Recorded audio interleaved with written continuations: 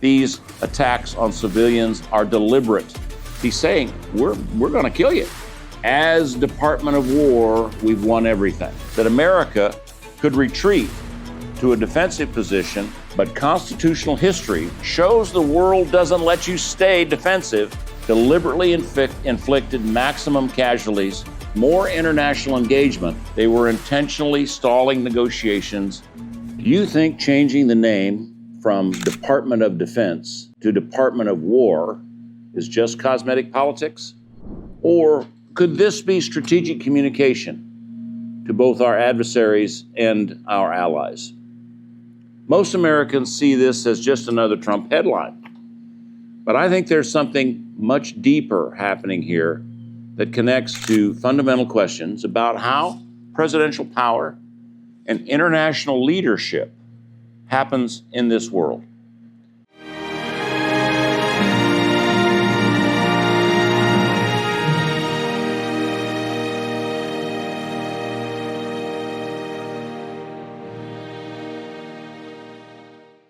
Welcome, Patriots, to this edition of Common Sense for America.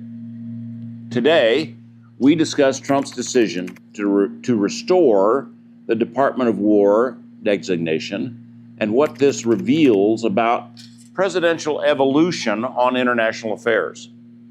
Now, everyone agrees that America must project strength globally. But the question is whether symbolic changes reflect real strategic shifts or just political theater. Now, according to Gallup's March 2025 survey, 66% of Americans want the U.S. to play a leading or major role in trying to solve international problems. Yet there remains significant debate about how America should project that leadership. Now, if you're watching our podcast, please subscribe to this channel and give us your review. If you're watching on YouTube, please like us and give us your rating. Now to business. Now, I think we should focus on what's constitutionally significant here.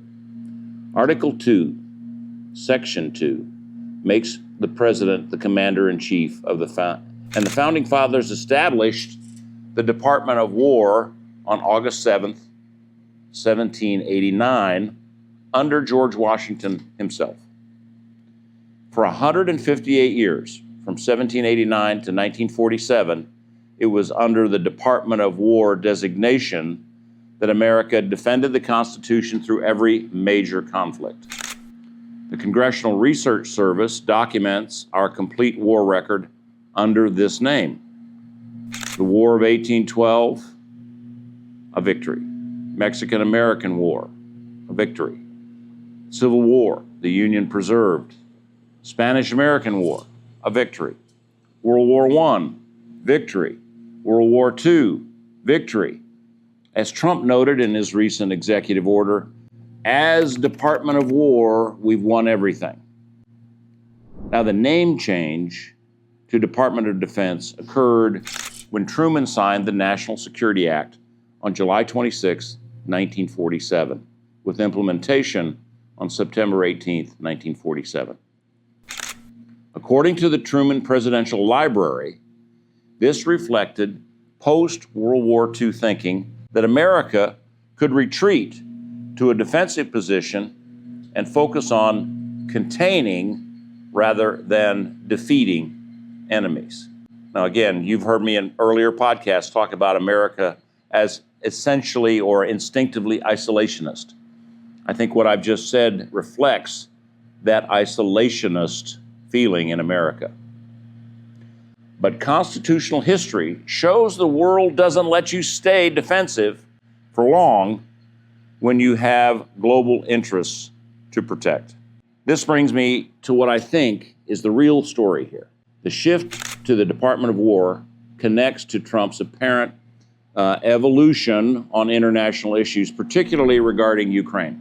When he began his presidency, as many presidents do, with more isolationist instincts.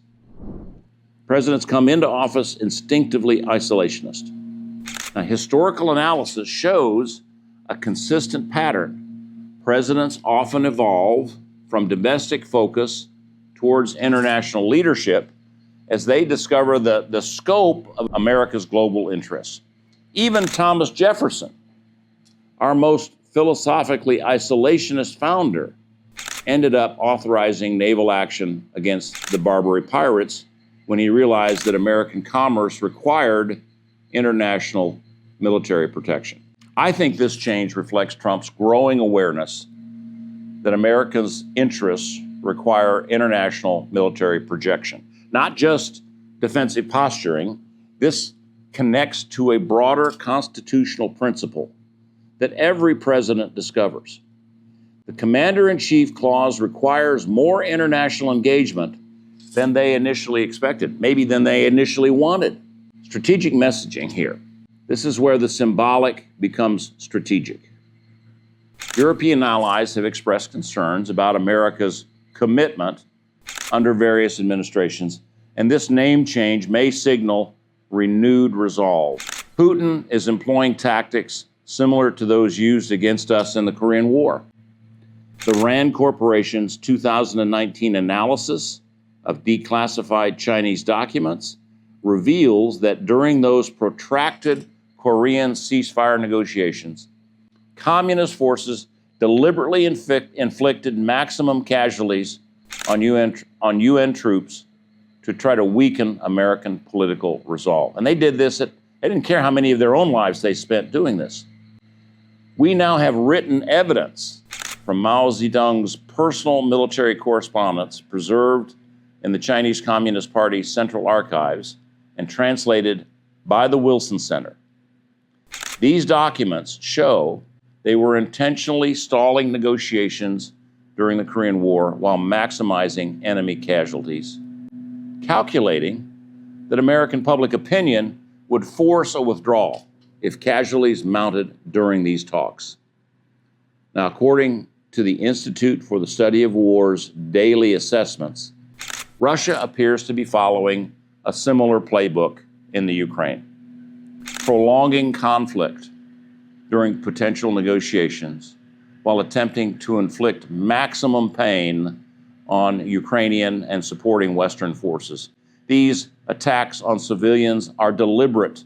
Now, I think Trump is also sending a deliberate signal to China regarding their stated intentions towards Taiwan. When Defense Secretary Hegseth announces, "We've reestablished the warrior ethos." Now, we want warriors who understand how to exact lethality on the enemy. He's saying, we're going to kill you. This isn't just Pentagon rhetoric. It's strategic communication designed for Beijing's consumption. The path forward requires three coordinated elements. First, restore military credibility through institutional changes like the Department of War designation. Second, clear strategic communication to both allies and adversaries about America's intentions. Third, constitutional leadership that projects strength while maintaining congressional oversight of military commitments. What do you think about symbolic versus substantive changes in foreign policy? How should America project strength while maintaining constitutional principles and public support? Trump's Department of War restoration represents more than bureaucratic reshuffling. It signals his evolution towards international leadership, a role that America's vast global interests ultimately demand from every commander-in-chief. Now, the constitutional framework established by the founders anticipated this evolution. Article 2 grants presidential authority to adapt military institutions to meet challenging global threats. The question isn't whether presidents should evolve internationally, it's whether they do so. It's not whether they should, it's whether they actually do it. And they must do it constitutionally and effectively. Now, please discuss this issue with your friends over dinner. Lead the discussion with, Socratic questions. Ask, What would you do? What would you do in this situation? Do you agree with this? When do symbolic government changes reflect real strategic shifts? How can citizens evaluate whether presidential evolution serves national interests? Tell us what you think in our comment section. I hope you will join us next time when we examine how local election integrity measures can restore faith in democratic institutions nationwide.